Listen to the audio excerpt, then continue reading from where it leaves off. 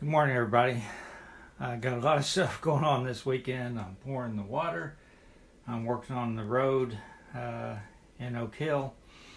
And I thought I'd shoot a short one to show you the vehicles I got from Brian Fedoroff. So it's not really an unboxing video, I would say, but I thought you'd want to see what you get for your money. These are $4 a piece. I bought 12 of them. Some of them are a little bit more expensive if they're like a bigger vehicle, but for the most part, most of them are $4. It costs $3.75 to ship.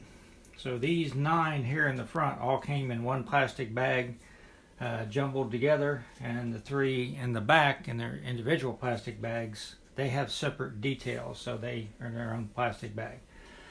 So, real quick, this is a 1948 Packard Super 8. My dad had a 1950 Packard. Usually we had like a nice car that my mom would drive, or we'd take on family trips, but my dad had an older car that he liked to drive to work. We just lived a few miles from where he worked. And he had antique cars on and off throughout his whole life, which we'll talk about here in a minute. This is a 1949 to 52 M38 Jeep. I thought it might look good parked by the fire tower. 1960 to 64 Chevrolet Corvair 4-door. A 1961 Ford pickup. 1964 Olds wagon. Here's a 1965 AMC Rambler 2-door. And we had a Rambler when I was a kid, but it was a 4-door. This is a Jeep Wagoneer. This is a Ford Falcon 4-door and a Ford Maverick. The ones in the back, this is, again, it has 4 pieces. It has like 2 separate, no, it has 3 pieces. A separate rear axle. This is a 1977 Dodge pickup truck. This is a 1949 Studebaker pickup truck, and I will tell you why I got that here in a minute. And this is a Ford Bronco, like a 66 Ford Bronco, and it has a separate spare tire, which is why it's in its own bag. So again, it's going to take a little bit of work. Have to clean up the little bit of flash that's on them.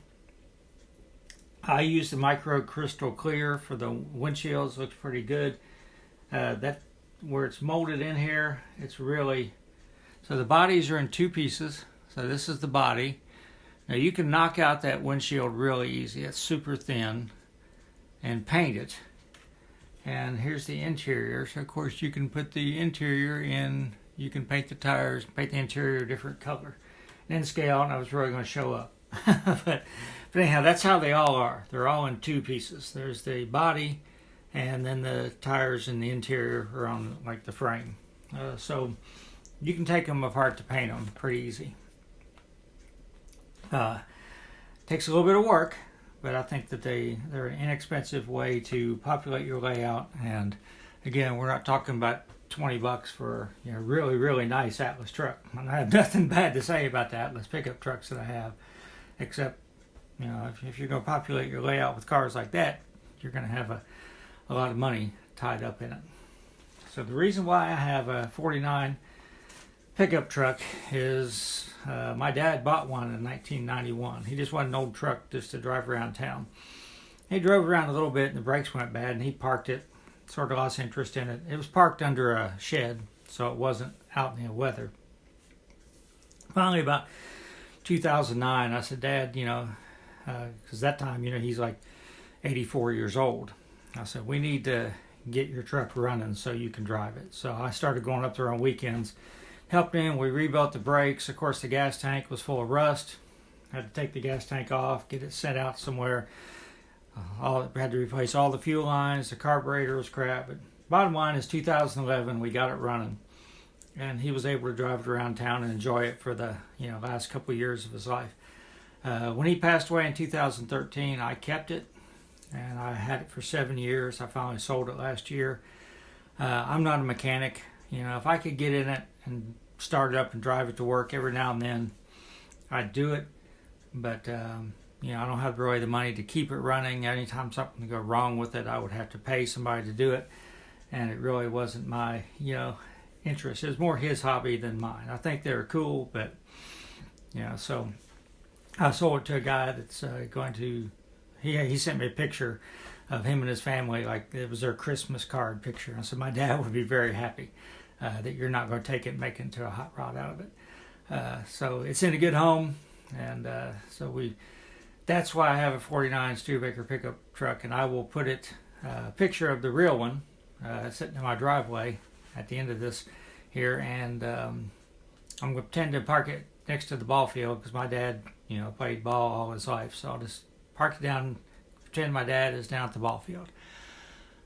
So I'm going to show you what I did to the fire tower real quick, and then show you the picture of the Studebaker pickup truck, and I'll go ahead and post this. Probably this is Saturday morning. Just going to still sort of take it easy. My mouth is sore. Actually started taking pain medication to help me sleep. I got off it for a few days, but and it doesn't bother me too much during the day, but nighttime I thought I'm just going to go ahead and get something to knock me out. So,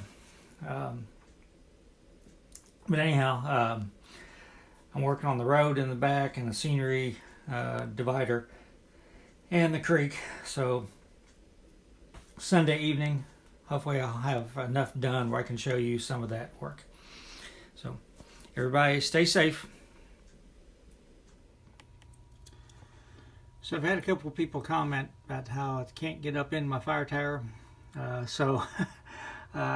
Most fire towers, at least everyone I've seen, have the stairs up in the middle.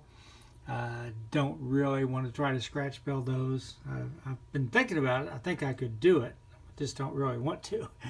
So I took this industrial cage ladder. It's gold medal models, the cage, and actually I did this on my wherever